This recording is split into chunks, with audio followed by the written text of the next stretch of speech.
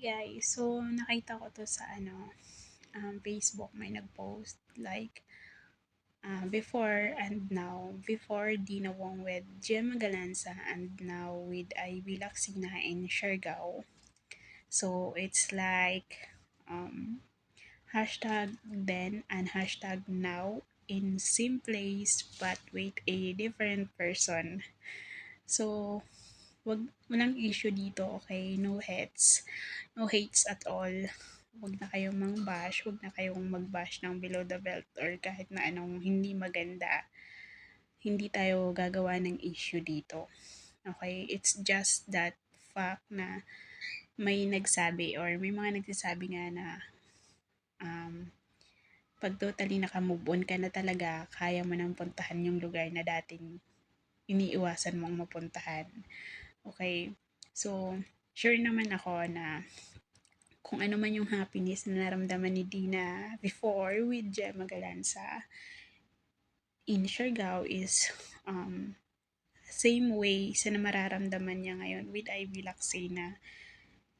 Yun lang, magkaibang tao, magkaibang panahon, pero sa iisang lugar. So, let's respect their past and respect the presence as all. So, ito, gusto ko lang magbigay ng gusto ko lang magsalita about dito. Kasi totoo naman yun, kaya mo nang puntahan yung lugar na ayaw mong puntahan once na ikaw ay totally okay na. Kasi naalala ko dati nung, hindi ko alam, parang hindi pa sila ni Ivy that time. Na like, napanood ko, nagyayakag si Ivy na mag-Siargao or si Chang Abi ba yun? Basta isang video yun. Mag-Siargao sila tapos niloloko ni Ivy na itor sila ni Dina sa Siargao. Since nga nakapunta na si Dina. Tapos ang sagot ni Dina is, fast is fast. So that time, parang ayaw niya pa. Ayaw niya pang mapuntahan yung lugar na yan. Or, yun nga, iniiwasan niya pa. Pero now, look how happy she is with Ivy sa lugar na yan. So, respetuhin natin yon at respetuhin natin yung nakaraan nila sa bawat isa, sa bawat relasyon nila. Magkaibang panahon yon.